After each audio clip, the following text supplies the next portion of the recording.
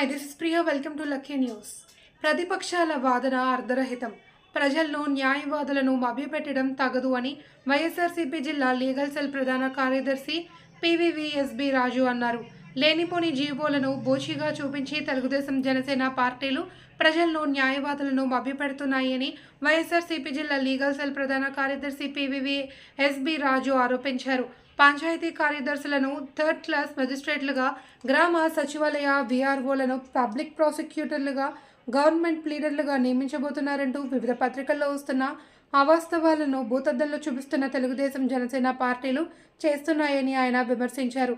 ఈరోజు రాజు మీడియాతో మాట్లాడుతూ వైఎస్ఆర్సీపీ జిల్లా లీగల్ సెల్ అధ్యక్షులు డివివి త్రినాథ్, నగర అధ్యక్షులు సుమన్ పాల్, రీజనల్ కోఆర్డినేటర్ తాను అమరావతి దగ్గర తుళ్లూరులోని AP state law secretary Prabhakar రావుని కలుసుకున్న సందర్భంగా అసలు ఇలాంటి జీవోలు ఏవీ లేవని ఆయన స్పష్టం చేశారని రాజు తెలిపారు. ప్రధానంగా చెప్పాల్సింది ఏంటి అంటే, నిన్న మా వైఎస్ఆర్సీపీ లీగల్ సెల్లో తూర్పుగోదావరి జిల్లా అధ్యక్షులు డివివి త్రినాథ్ గారు మరియు తూర్పుగోదావరి జిల్లా, ఉభయ గోదావరి జిల్లా YSRCP legal cell regional coordinator గారు, నేను ప్లస్ రాజమండ్రి పట్టణ లీగల్ సెల్ అధ్యక్షులు సుమన్ పాల్ గారు కలిసి నిన్న అమరావతిలో గల తుళ్ళూరుకి సంబంధించి మనకి ఎవరైతే ఉన్నారో ఏపీ స్టేట్కి సంబంధించి లా సెక్రటరీ గారు ప్రభాకర్ రావు గారిని ఆయన కలవడం జరిగింది. అనేక విషయాల మీద, అనగా రాజమండ్రిలో సగం నిర్మాణ దశలో ఆగిపోయిన 10 కోర్స్ బిల్డింగ్స్ గురించి, ప్లస్ మరియు లానేస్తంలో కొంతమందికి ఆగిపోయిన దాని గురించి, మరియు దానికి సంబంధించిన మొన్న ఏదైతే తెలుగుదేశం జనసేన పార్టీ వారు లేనిపోయిన జీవోని ఒక దాన్ని చూపించి కొంతమంది ఇలాగా ఏమని అంటే పంచాయతీ కార్యదర్శుల్ని థర్డ్ క్లాస్ మెజిస్ట్రేట్లు గాను, ఆ గ్రామ సచివాలయాల్లో ఉన్న విఆర్ఓల్ని పబ్లిక్ ప్రాసిక్యూటర్లు గాను, జీపీలు గాను అపాయింట్ చేస్తారంటూ వివిధ పత్రికల్లో వస్తున్న ఆ అవాస్తవాల్ని భూతద్దంలో చూపిస్తున్న తెలుగుదేశం జనసేన పార్టీ వారికి సంబంధించి దాని గురించి ప్రధానంగా చర్చించడం జరిగింది.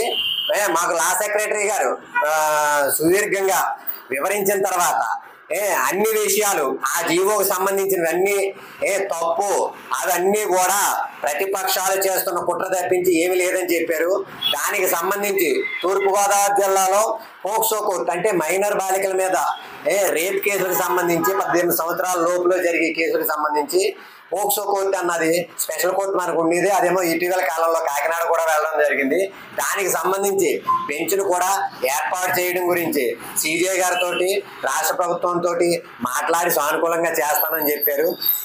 ఎవరైతే తెలుగుదేశం జనసేన పార్టీలు భూతత్వంలో ఏపీ టైటిలింగ్ యాక్ట్ అని ఒకదాన్ని, ప్లస్ అది మొన్నటిదాకా జరిగింది, మళ్ళీ ఈ రోజున కొన్ని పత్రికల్లో ఆల్రెడీ మ్యాగజైన్స్ పత్రికల్లో ప్రచురణలు కూడా జరిగాయి. ఒక ఫేక్ జీవో తయారు చేసి ఏపీ రాష్ట్ర గవర్నమెంట్ ఈ జీవో ప్రకారం థర్డ్ క్లాస్ మేజిస్ట్రేట్లను అవి చేస్తున్నారు అన్నది. నేను న్యాయవాద మిత్రులు కోటే చేస్తున్నాను.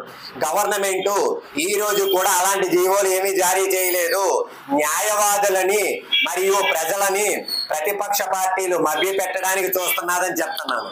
దానికి సంబంధించి నిన్న కూలంకషంగా లా సెక్రటరీ గారితో చర్చించడం జరిగింది. దాని మీద మాకు పోక్సో కోర్టు ఏర్పాటు చేయడానికి, ప్లస్ ఏదైతే నిర్మాణంలో రాజమండ్రిలో ఉన్న 10 కోర్స్ బిల్డింగ్ దాన్ని మళ్ళీ చాలా జరిగిపోయినాయి అన్నారు. 498 కోట్లు జగన్ గారు చేసింది. మీ హయాంలో ఎంత చేశారయ్యా? 375 కోట్లు ప్లస్ 123 కోట్లు మీరు చేసిన తీసుకొచ్చిన అప్పుల్లో మీరు ప్రజలకు పంచింది ఏముంది? అభివృద్ధికి చేసింది ఏముంది?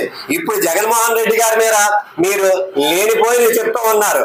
మిమ్మల్ని ఒకటే చెప్తా ఉన్నా, మీరు ప్రజాక్షేత్రంలో చంద్రబాబు నాయుడు గారికి నిజాలు చెప్పి ప్రజలను మభ్య పెట్టకుండా రెండయ్యా అంటూ ఉన్నా. నేను చంద్రబాబు నాయుడు గారు ఒకటే చెప్పారు. ఆయన ఏమన్నారు? మాకు ఇదే ప్రధానమంత్రి మోడీ గారితో విభేదించారు, ఇప్పుడు ఎందుకు పొత్తులు కలుపుకుంటున్నారయ్యా అంటున్నాను. మీరు ఆ పొత్తుల గురించి ఇదండి ఆకాశంలో ఉన్న నక్షత్రాలు కూడా కూటమి కింద ఏర్పడితే నక్షత్రాల కూటమిని కూడా మీ పార్టీలో చేర్చుకుంటారు. దానికి నిదర్శనం ఏంటయ్యా అంటే ఇప్పుడున్న జనసేన, కాంగ్రెస్, బీజేపీ ఈ పొత్తులకి నేను ఒకటే చెప్తా ఉన్నా. మీరు తెలంగాణ ఎన్నికల్లో షర్మిల గారిని తీసుకెళ్లి ఇదేంటి ఇప్పుడున్న ముఖ్యమంత్రి గారు ఎవరైతే ఉన్నారో ఆయన్ని ఇదండి వెనకాలండి నడిపించి ఆయన ముఖ్యమంత్రి రేవంత్ రెడ్డిని ముఖ్యమంత్రి చేసిన వ్యక్తి మీరు కాదా అని అడుగుతా ఉన్నా. నేను షర్మిల గారిని ఒకటే అడుగుతా ఉన్నా, మీరు చంద్రబాబు నాయుడు గారి దగ్గర లేరు. అలాంటప్పుడు ఇటీవల కాలంలో బ్రదర్ అనిల్ గారు ప్లస్ చంద్రబాబు నాయుడు గారు, జనసేన పార్టీ అధినేత పవన్ కళ్యాణ్ గారు మీరు హైదరాబాద్ విమానాశ్రయంలో ప్రత్యేక సమావేశం ఎందుకు ఏర్పాటు చేసుకున్నారా అని నేను అడుగుతా ఉన్నా. రేపొద్దున షర్మిల గారిని కూడా అదే చెప్తా ఉన్నా. అక్కడ వాడుకున్నారు, తెలంగాణ గవర్నమెంట్ లో వాడుకుని వదిలేశారు కాంగ్రెస్ పార్టీని. ఇక్కడ కూడా ఇదండి షర్మిల గారిని తీసుకొచ్చి వాడుకుని రేపొద్దన్న రోజుని నట్టేట ముంచే వ్యక్తి ఒక చంద్రబాబు నాయుడు. చంద్రబాబు నాయుడు చేస్తున్న రాజకీయంలో జనసేన, కాంగ్రెస్, బీజేపీ పావులుగా అవినీతి అక్రమాల్లో పీక లోతులో కూరుకుపోవడానికి దగ్గరలో ఉన్నాయి.